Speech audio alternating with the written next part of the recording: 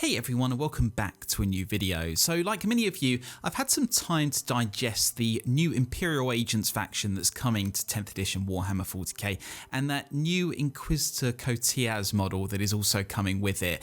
And in this video I do want to talk about both because I think Imperial Agents is going to be perhaps one of the more interesting 40k factions to come out this year, or certainly one of the ones that's going to bring the most variety and intrigue.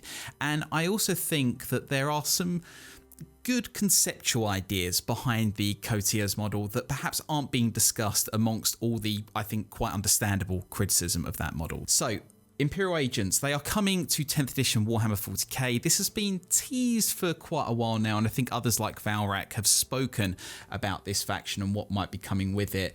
There's a really cool trailer and a really, I think, interesting codex design. I'll come back to this artwork later, but I really do like how some of the codexes go back to some of the more iconic artwork and some of them are reinventing and getting new artwork. I don't know what the idea or which codex gets new versus old artwork, but needless to say, the Imperial Agents, I think, are going to be quite an interesting army. I won't get into the depth of the rules, but I think the ability to take requisitioned units, kind of like how they were with 3rd edition 40k, funny enough, when that codex artwork was appearing on the front of their codex, you could kind of pick a unit of Grey Knights or Inquisitorial Stormtroopers or something like that and put them into your army. And it seems we're kind of going back to that vein with this particular codex.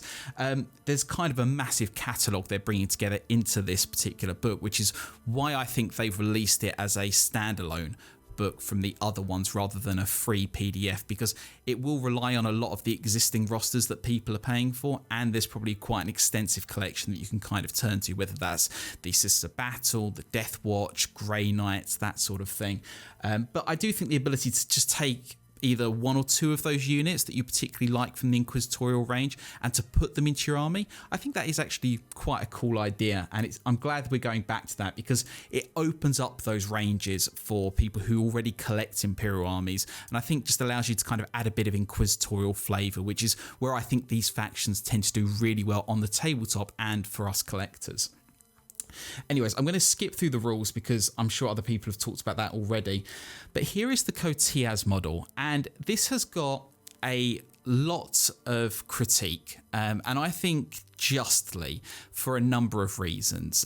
Picking out the things that stand out instantly, the golden diaper, as they're calling it, which you can't unsee once you see it in that way. This kind of thong-like design around the crotch, does feel somewhat overly exaggerated, and I do agree that I think some of the proportions around the armour, the detail of the silhouette itself does leave a lot to be desired. I think more than anything with this particular model, what it's really lacking, is that Baroque design to the armour. The kind of, well, actually, funny enough, it's lacking this. If I'm absolutely blunt, if they had done what they've done with some other models in 40k, you know, the kind of like, here's a piece of artwork like the John Blanche stuff and we've made it into a model.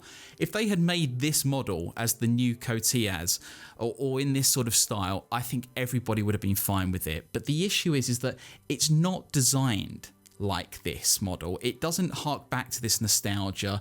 It doesn't necessarily have that same design aesthetic as the Grey Knights that this Coteaz model is meant to be placed with and to sit alongside. It has sort of an overwhelming simplicity to it, which magnifies some of these features. What doesn't help is that one of the few details it does have on it is this big Inquisitorial logo, which in my mind feels somewhat awkwardly placed because there's an impracticality to the model. Having that symbol there means, can Coteaz actually bend down and pick things up? I'm not entirely sure, but it draws the eye line fundamentally to it, and in my mind, that's the issue, is that if it had more of that Baroque insignia and engraving across the whole model, then the eye would be less drawn to some of these sort of weird elements to it, or these elements that seem out of proportion. The legs in particular, they seem, I think, overly wide for the model, quite sturdy. I'll come back to that in a moment, but I think what magnifies that is the lack of inscriptions, the Grey Knight kind of iconography you see across that range. I think that would have done a lot to improve it. The other thing is this eagle. Now, for me, one of the things I can't unsee is that it's dipping on the side of the eagle head that is supposed to be blind to represent either the telepathica or sort of looking to the past, blind to the past, whereas the other one with sight can look to a hopeful future. There's kind of different meanings to the Aquila, but the fact the blind one's dipping makes it look in my mind like the bird can't fly straight and it's clipping that stone, which it can be easily fixed in my mind if you just kind of snip it off at the wing and then reposition it. But that is one of the things that you can't unsee. There's a kind of instant narrative to that model that kind of, I think, ruins the flavour for me. The last thing, of course, is that gaze. The original Coteaz model, which we've got here, was incredibly stunning. You can instantly see the comparison. Look at the iconography is a lot more acute, so it doesn't seem like the model is so expansive. And the eagle is, there's lots of people who have commented that having the eagle at rest looks a lot better than having it in flight, but I think that obviously comes down to the rules that Coteaz is going to have. But the face, it's stern, it's inquisitive by nature. Which I think points to a lot of his character, whereas this one just seems a little bit grumpy. Not to mention, people have talked about the hair and the fact he's younger. I think that is a intentional design move to try and make him feel less ancient, but it comes across making him feel more at ease and less. Inquisitors carry the weight of their authority in their face, I think, a lot of the time, and this model seems to kind of use the iconography more than anything else. This could be any Inquisitor. This could be any model in that armor, but it doesn't feel like Coteaz instantly.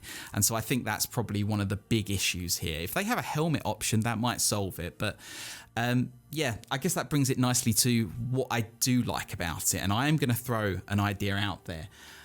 One thing I do like about this model is that the concept of the silhouette, I think, works for an Ordo Malleus Inquisitor. There's Kyria Draxus, who was the Ordo Xenos Inquisitor that came out in the Psychic Awakening series. She has a similarly kind of blocky armor, but what's really interesting is that because the Ordo Xenos deals with the kind of exotic enemies of the Imperium and their rather exotic weaponry, her armor has a similarly exotic nature. Sorry to use that word 3 times, but hopefully you get what I mean. Her armor is meant to kind of display an element of her own Ordos. It borrows weaponry and kind of pseudo un-imperial technology to kind of give it this edge that it is unfamiliar as well as being power armor. I think they've tried to do the same thing here with Coteaz, in so much that with the Ordo Malleus, I mean, Malleus literally means hammer. Well, it doesn't literally, but it's a reference to the hammer, so to speak.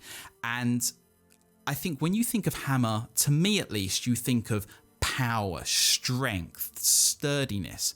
And I think that's what they've tried to do with this particular model, is to give him a gravity, which you could argue he doesn't need. His other model didn't necessarily need it. He had that weight.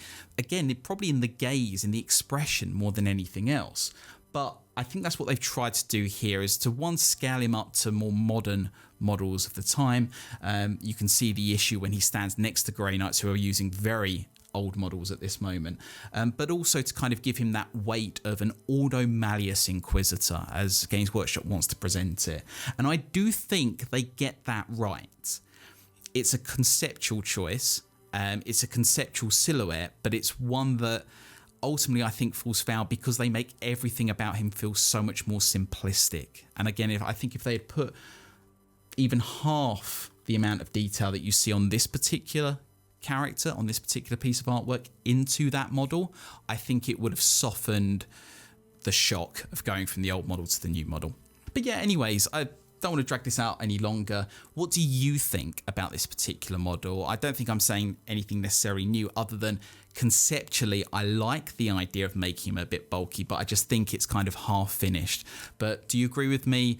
Will you be picking him up? Will you be kit bashing him? or you be waiting to see what his rules are like? Let me know in the comments section. As always, a big thank you for watching. If you like the video, like and subscribe, and I look forward to seeing you in the next one. But until then, take care.